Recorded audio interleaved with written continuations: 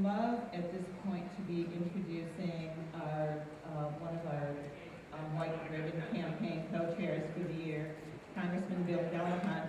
But we believe that in fact he is probably en route from DC on an early flight after his very early flight back from Russia. So didn't quite make that one. He may still walk in the door, but we will introduce him now. A few more folks to thank for being here.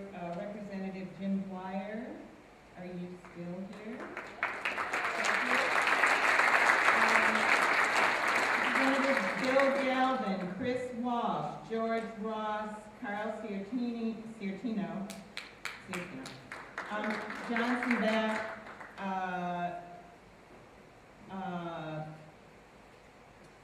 Senator Brewer, thank you.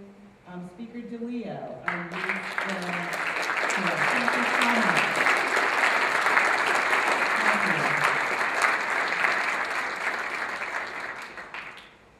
Paul Donato and Carlos Enrique, are you also still here? Thank you. Thank you so much for joining us. So what you know and we know is this is a celebration and a noting of the importance of the role of men in ending violence against women, in ending sexual assault and domestic violence. We have been forwarding an analysis about sexual and domestic violence and violence against women that goes something like this. There is a framework about power and control that is global, and it is grounded in many ways in a gender analysis, but that doesn't mean it is only directed against women by men. What it does mean is that racism and heterosexism and homophobia and other forms of oppression, we are often the unwitting culprits in perpetuating those things. And just as people of color cannot end racism, only white people can end racism, frankly. So if we don't take that on, it won't go away.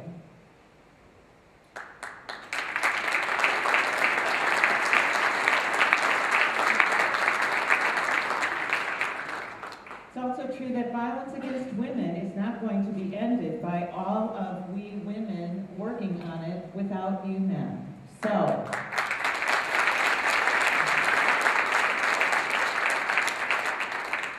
So we are here to celebrate that we know you're in this with us, and to thank you for that.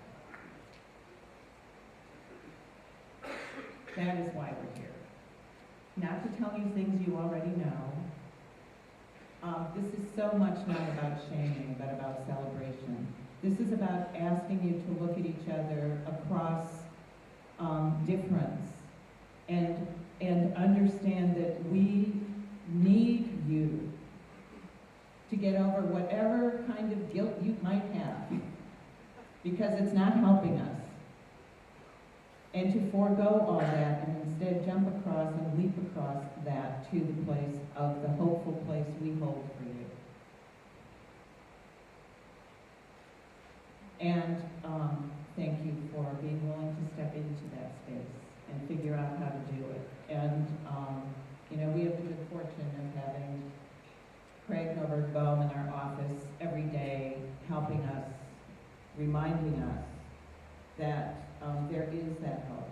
And this is always a sort of unusually fun week for us, because we look at each other in our office and across our relationships with others, trying to find sort of the right message to deliver today, but also it just is such a treasure and such a gift to be able to think about the role of men in a positive, a purely positive, hopeful way, instead of writing one more essentially obituary,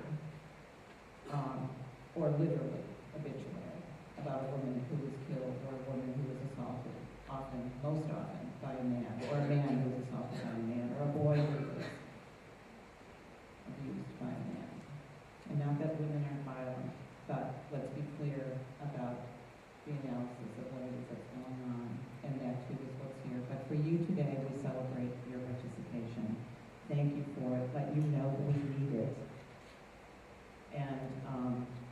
are so excited about this work continuing.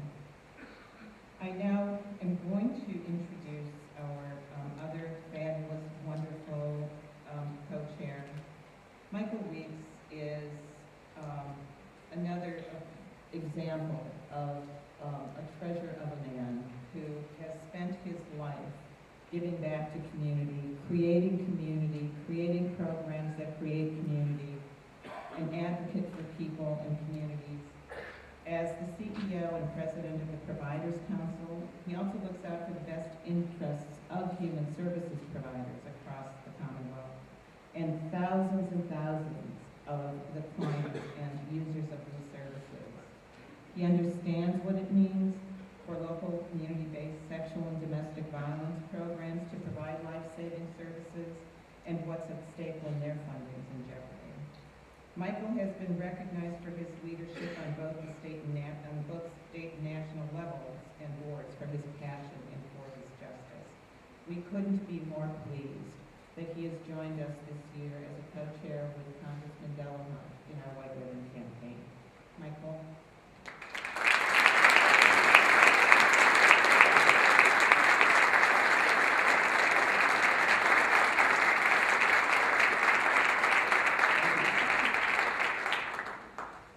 Thank you, Mary, for that wonderful introduction. And good morning. It's great. I want to make sure everybody is, after those wonderful comments and remarks earlier today, I want to make sure everybody is still awake and ready to enjoy a fabulous program that's been put together by Mary and her staff. I also wanted to take an opportunity to also thank Governor Patrick and Lieutenant Governor Murray for joining us today. You know, their voices and leadership are so important in this essential campaign and very much appreciated, as it is an affirmation from some of the highest ranks in government about the importance of the White Ribbon Day campaign and the message that we're trying to give. And I know, in speaking and listening to them and speaking to them in the past, that they understand that this is not just a matter to be framed as government policy, because it is and is important.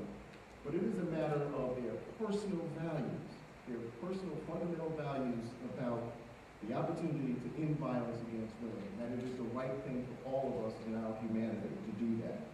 So on behalf of all the men, and if I may also the human service community, I want to thank them for joining us today and offering those words of encouragement and support. And I think you now have their direct number, Mary, to work. At least that's what I heard. I'm going to tag along if I can with those meetings that you have with them. I also want to thank my friend who's not here and my fellow co-chair person, Congressman Bill Delahunt for his leadership and support. I met Bill in the mid-90s when he was a district attorney and I was a deputy commissioner of the state agency, and we formed together to work and produce an advisory group on domestic violence, because at that point it was very clear from his standpoint and my viewpoint and many others that it was important for men to stand up and to speak out against this and put a group together to make that happen. So I know that he would have loved to have been here if he could, and to talk about his understanding and the understanding of many of us here that domestic violence is not a private family matter, nor is it a personal women's matter. Violence against women affects all of us, regardless of our economic status, our race, language, faith, age, gender. That when a woman is abused, we bear the scars in our humanity from our indifference, or worse, complicity in abusive acts. And we recognize that the stats that we've heard and we continue to hear about people that have been harmed don't even get anywhere close to the surface of the issue. Because while there's always a lot of stats on physical violence, we know that the amount of emotional abuse is unbelievable, and in fact can be far harming to more people than anything else, and not just women, but their children as well. So today we stand to not just talk the talk about this, but also walk the walk. You know, I'd like to tell you that domestic violence is no longer quite as significant a problem as it once was in our state, in our nation, but the facts just speak differently. Last year, as you heard, that there were 30 deaths related to domestic violence, which is an increase from 2009 here in Massachusetts. And in Massachusetts, the National Census for Domestic Violence did a 24-hour review, and in that 24-hour period, there were 2,000 victims of domestic violence seeking to access services here in this state. You know, nationally, somewhere today, the horror will continue, and that 3 women will not be with us because of domestic violence. So today, we will soon stand together in this room and take the pledge to be part of the solution in ending violence against women. We need to ensure that we remember to stand together year-round, because it's not just today, it's also about what we do tomorrow and those tomorrows and tomorrows after that's going to make the difference. We must ensure that we remember what is being discussed today, and that we remember that to keep our responsibility and duty as men in particular, to speak out against domestic violence wherever we may see it, and whoever it may be addressing. Our boys, our men, of young and old, must gain a better understanding of what it means to be masculine and what's masculinity really about, as the governor pointed out. We need an understanding that commands us, in the vernacular of the street, to man up. Man up in a very different way than what you may have learned before. Man up in a way that means that we respect women and ensure their safety and dignity, because that is what it's really about to be a man. Now, all of us today in this room can take and should take a leadership role, both in our personal and professional lives, to make this message heard far beyond the state house walls here, and be active, caring change makers. We can do that. We can be the leaders to make this campaign going forward, and understanding how the lessons learned can impact the lives of the people we care for. We must encourage our friends, our neighbors, our colleagues, our family members, all the men we know to take the pledge and really do what's important in ensuring that we embrace these values and ensure that violence against women comes to an end. You see, we are compelled by a moral imperative here to model appropriate behavior and share our perspective that to man up is to put down repression and abuse. The men who stand here today, the brothers, fathers, sons, and partners, will take definite and meaningful steps to prevent violence against women. Will we all take the pledge and promise to make positive decisions and influence others in our lives to likewise do so? So I am extremely proud to stand before you today and honored by Jane Doe, Mary Lowney, Craig Norbert Bone, the staff of Jane Doe, and also the 60+ organizations that are working against sexual assault and domestic violence.